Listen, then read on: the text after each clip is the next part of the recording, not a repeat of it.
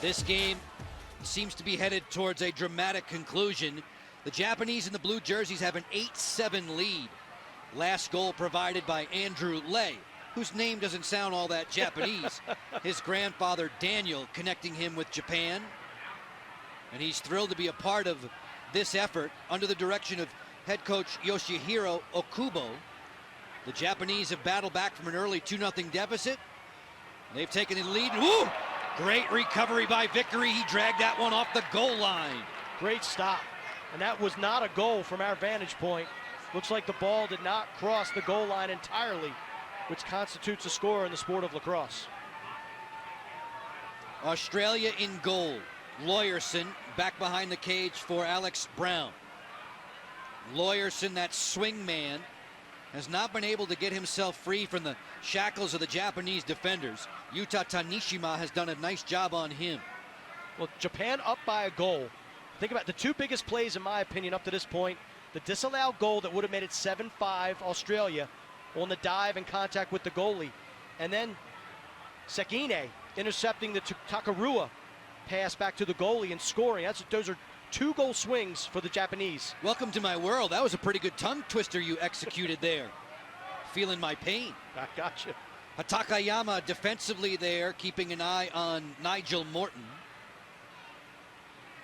Swing it back up top. On the move, Matt Diver on the bounce shot wide of the goal. And if it looks like they have switched back once more from Hattori back to Takahiko Shinohara in goal for the fourth quarter. Both have played really well. Both have played really, really well, but obviously the Japanese feel like Shinohara gives them the best chance to hold this lead and win the game. Both keepers getting their feet wet at the beginning of the FIL World Championships, day 2 of this tournament.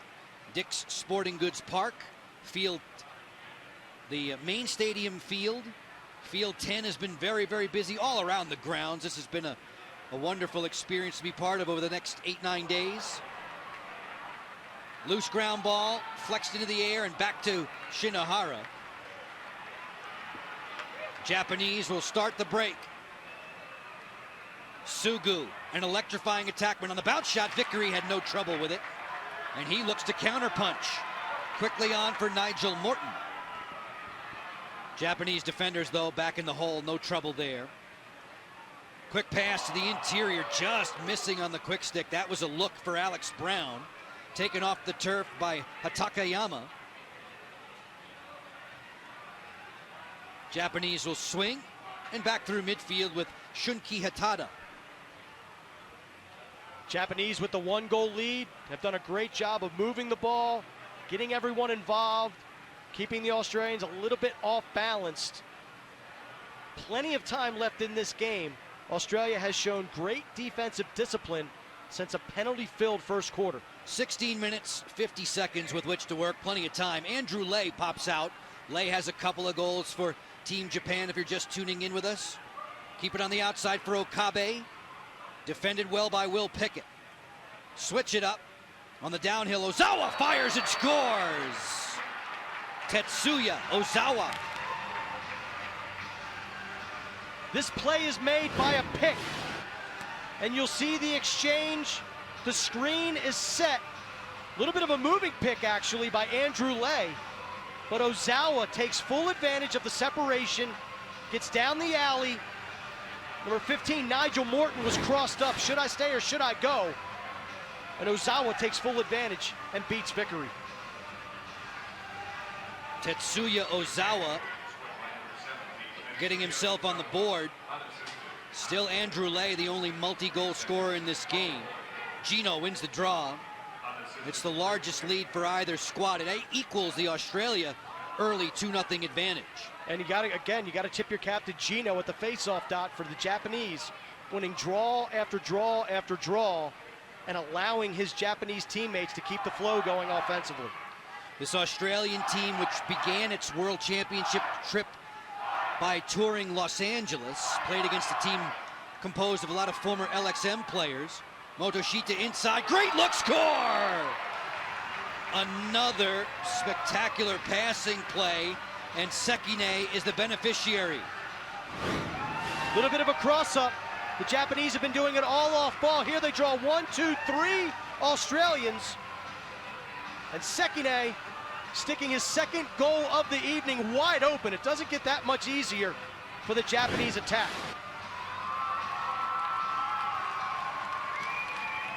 4 of the last 5 tallies belonging to Team Japan. As we cross the 5-minute mark in the 4th quarter, their lead balloons to 3, the largest on this night. When we've seen the Japanese go one-on-one from up top, it's typically a move and move the ball. That time the defenders slid upfield, great recognition, feed inside, easy goal. Callum Robinson will bring it back for Australia. Robinson took his time to pull the trigger, still with it, fires and scores! Robinson gets one back. The big koala with the slow restart. Trots in, and look at the Japanese long pole. I got you, I got you, I got you. No, you don't. And he rears this thing back to Colorado Springs and delivers a bullet over the head of Shinohara. But Takayama was the man who was fencing with Robinson. He was able to fight him off long enough to deliver that strike and get Australia back within 2. No elbow pads. No. On Robinson. Who's going to hit him? Big koalas don't wear arm pads. Takarua wearing 24, jogging stride for stride with his attacker. John says he would have preferred to play closer to the cage. We've seen him work a lot as a long stick midfielder in this game. Looks like he has free reign down in the Australia defensive zone to float where he feels like it's most appropriate, and I guess playing on your 4th national team gives you that kind of liberty. Sahota makes his cross-field delivery. Iwano to the alley, no shooting space. Japan, measured steps now, a 2-goal lead to protect with 13 minutes to go. On the roll dodge. Keep it hot for Sugu. Again, just so impressed with the Japanese ball movement, the fundamental passing, the execution. Very comfortable and very precise in the offensive end of the field.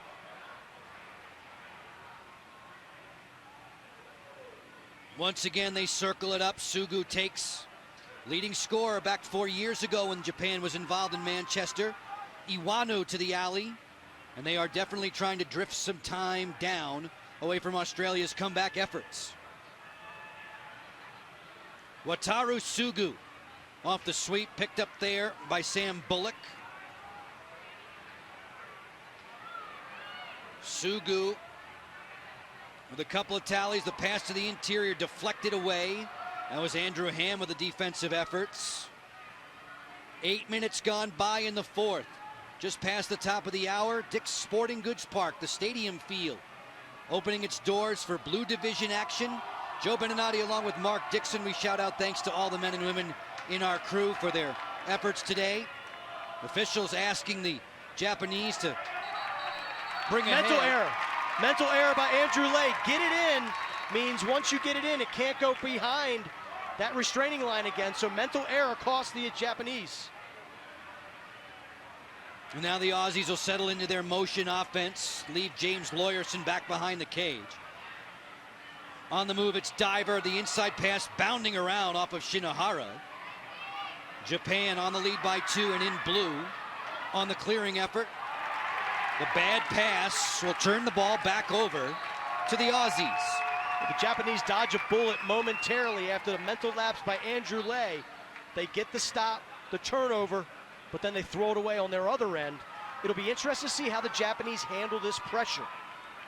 A young team, Australia a little bit more seasoned, a little bit more experienced. How will they handle the last 10+ minutes of this game? We've seen Warren Brown come off the bench. He is now in the goal for Team Australia, backpedaling into the crease with 10:40 to go in regulation time.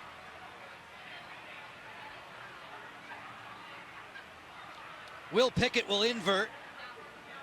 Glenn Meredith, the head coach for the Australians, when we saw him in Vail, said they like this sort of approach to work against the short stick defenders. Whoa, there's a pass for the front. Bang, bang play. Score! Lawyerson.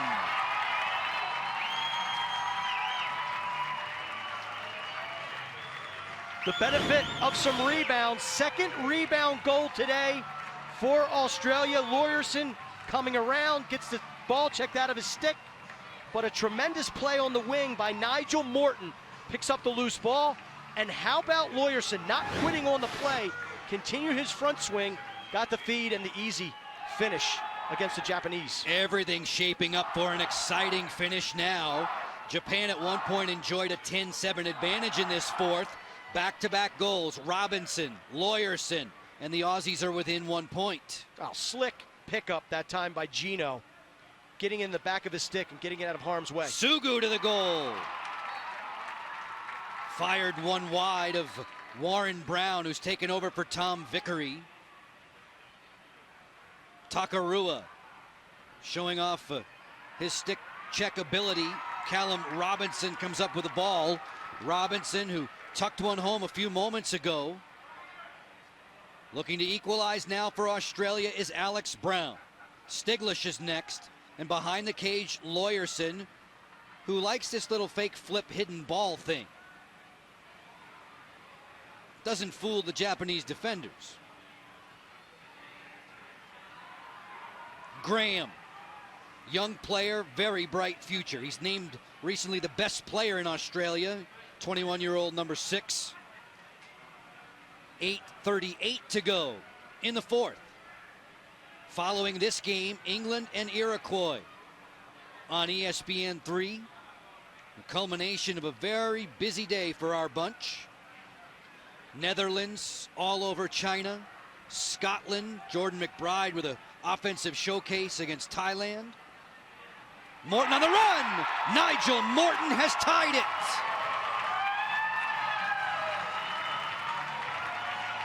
We mentioned and asked the question, how will the Japanese handle the Australian pressure here in the last 10 minutes?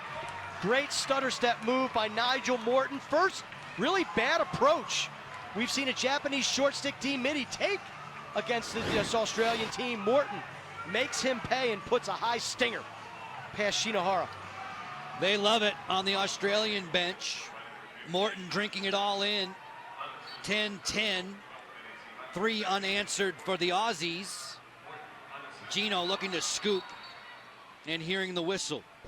Hold against Australia on the face-off. Number 3, Brad Sheldon, as the Sharks have elected to face off with a long stick midfielder.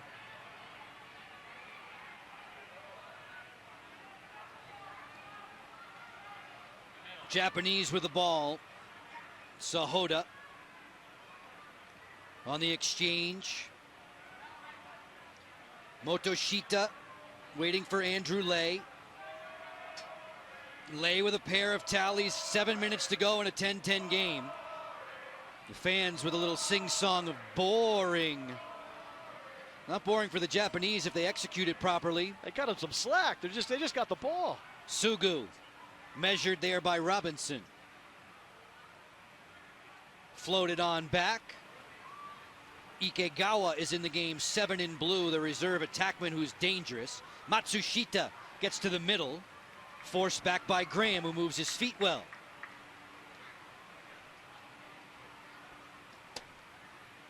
Hatada for Ikegawa.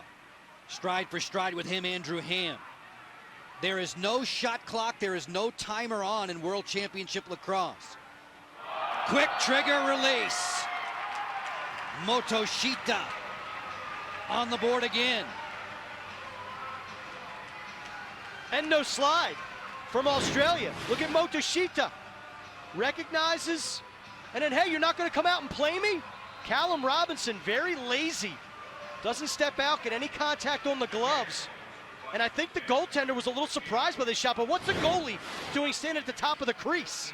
That's just a bad position. Joe Beninati, you would never play a high crease like that. No, the old Bowden blocker wouldn't have tried that.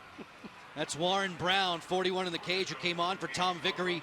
We haven't been alerted to any injury of Vickery. We didn't see that. We've seen all 4 goalies in this contest with a timeout now and 5:38 to go. And we should remind you, we've been seeing the running 20-minute clock.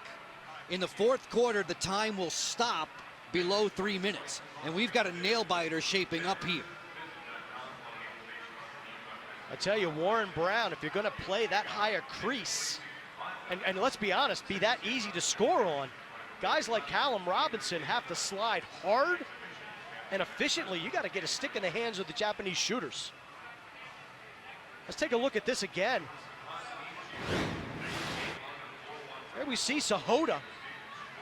Lazy defense. Motoshita, excuse me. And Brown with that really high crease. I understand trying to take away angle, but you actually have to step to the ball. And the Japanese take advantage of the 1v1 matchup. As the game grows later and later, the face-offs become all the more important. We'll push in on this draw, see who gains possession. All day long, Masumi Gino for Japan has been excellent. Luke Keesing actually popped a face-off free to start the second half and score, and he gets possession for the Aussies. The Sharks in goal. Will Pickett has possession, the chance now for Australia to draw even. This has been a terrific contest. Australia has answered every Japanese challenge. We'll see if they can do so again as this game gets down to the 5-minute mark. You take the perspective from behind the goal. Watch Lawyerson operate there. They've had good success at a cut right here. Pickett racing, changing the point of attack. Back for Lawyerson. Where's the cutter? Who's next in line? 440 with which to work. They like to go wide right and then cut an attackman underneath. We'll see if they incorporate that on this possession. FIL World Championship play. The United States has won this event 9 times. Canada the other 2. They tipped off the tournament last night with Team USA winning in round robin play, group play if you will, in the blue division. These two teams, blue division combatants, and one more game to follow from the stadium, England and Iroquois, which should be a shootout. Well, and you mentioned Canada and the United States are the only 2 nations to win world championships. There are a lot of folks that feel like the Iroquois could crash the party here in 2014, and we'll get their first look at that team, a much anticipated look, really 8 years in the making when you consider the fact that they missed the 2010 World Championships. They are an extremely impressive squad to watch go through their paces in practice. Working the ball ahead, it's Mizuta, then Sugu. Wataru Sugu, the speedster on attack, running with him. Good defense turned in. Nyberg. Drop it off for Matsushita. He'll wait.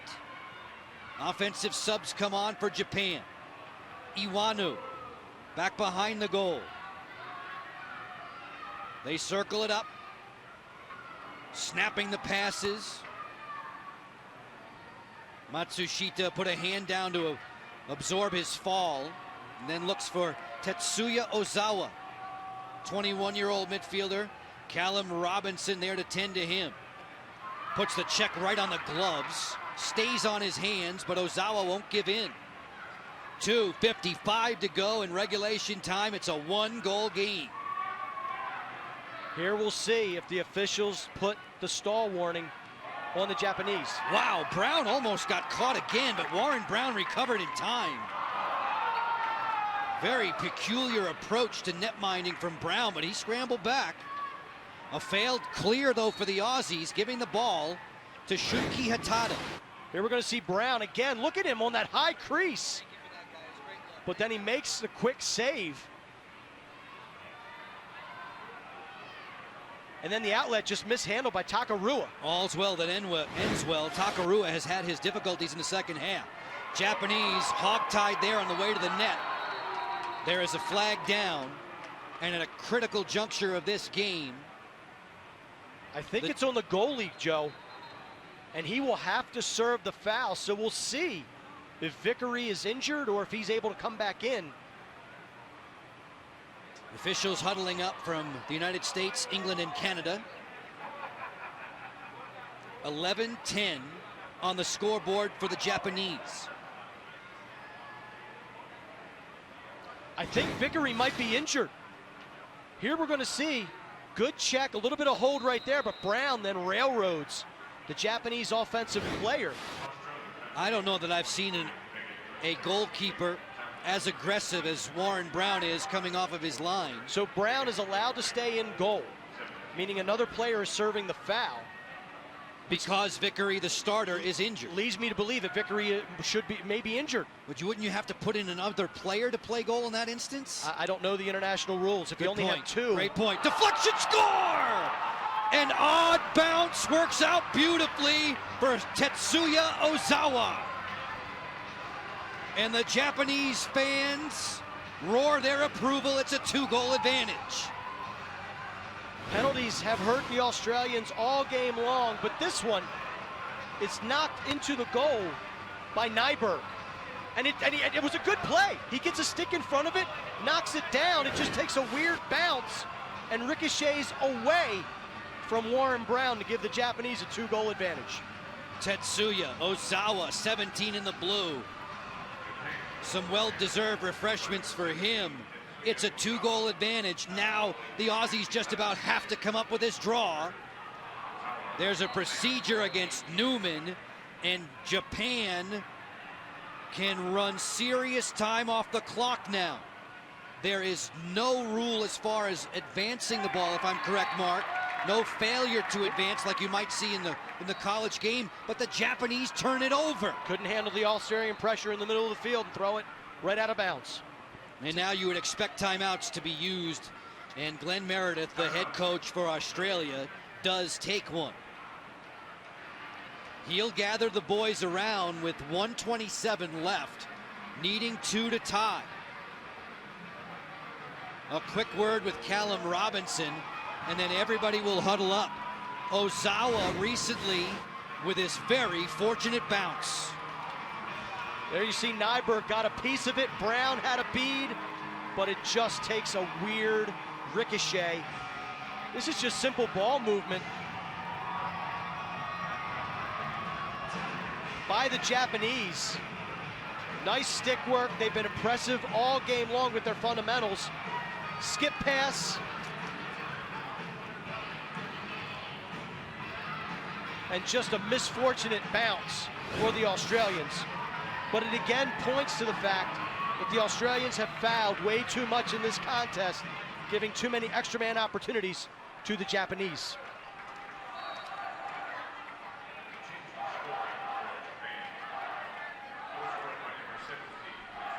The action resumes with 80 seconds to go.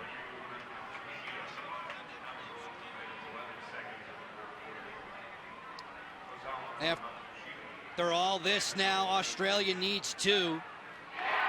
They get half of it. A lightning strike required, and they've got 1/2 of it to make it 12-11. Motion has served the Australians well all game long in a little bit of sweep action. And here you're going to get it. The flip up top, back across, and then here comes the sweep from Driver. Slide is a little bit slow and no physicality from the slide either. This is where you need a stick check or a body to take out the dodger. The Japanese deliver neither, and Driver, look at this. By the first man, no slide, shot, score. And the Sharks have trimmed the Japanese advantage to 1. Critical face-off now, 1 minute to go, regulation time. Australia looking to force overtime. This is the second day of the FIL World Championships and a thriller unfolding.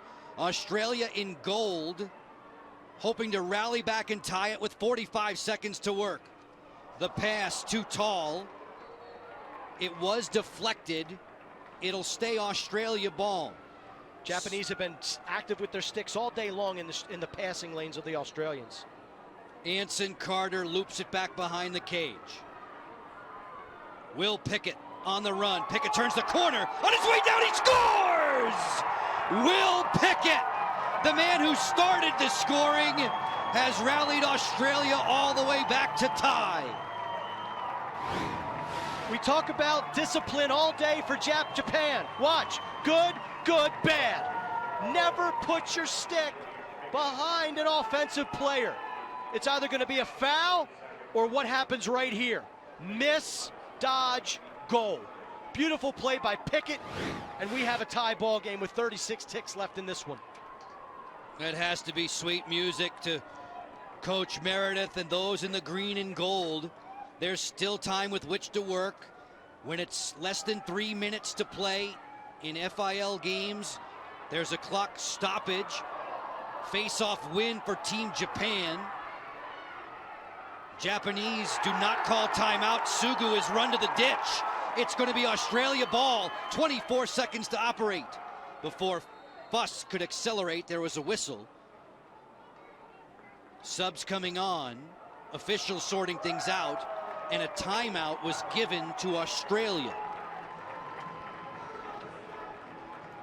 The Aussies, who have battled back with 2 goals in the last 2 minutes to tie this thing, can now gun for the winner. Here we see the goal again by Pickett. Good defense right there, right there. Just run upfield with your man. Force him up the side. Don't go over the head. Tomohiro Hoshi was a defender who just got a little too ambitious. And Pickett says thanks all the way to the tune of a 12-12 game. And you saw in the last face-off, Gino wins the face-off, but the wings immediately attack him for Australia. And I thought he made a poor decision in not getting into the box. Get into the box, get it to one of your teammates or flip it to yourself, but maybe get it deep enough in the zone where the Japanese could have called timeout and saved possession. But credit the Australian wings. Those the thoughts of Mark Dixon. I'm Joe Beninati. We're glad you've tuned in with us. A thrilling conclusion to the opening game of Blue Division play between Australia and Japan. Stay tuned. Soon to follow on ESPN3. Quint Kesnick, Paul Carcaterra will take you through England and Iroquois. The end of a very busy day at Dick's Sporting Goods Park, with all sorts of weather and all sorts of pomp and circumstance, pageantry. Head coach Yoshihiro Okubo sweating it out with his boys. Late in regulation, 15 to go. Newman lost it on the trail check. Takayama making the defensive play. Clock should stop. Japanese going full field with a fling now. Intercepted by the keeper. He floats it back. A last-ditch effort for the Australians. The pass off its intended target. And we will go to overtime. And it is not, Mark Dixon, it is not sudden victory overtime. No, it is not.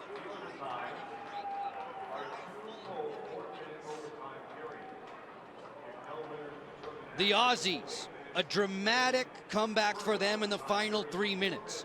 All capped off by Will Pickett. Pickett driving from behind the goal to beat Takahiko Shinohara. And this game requires overtime, at least 8 minutes of it. There's the Pickett tally that pushes us to extra time.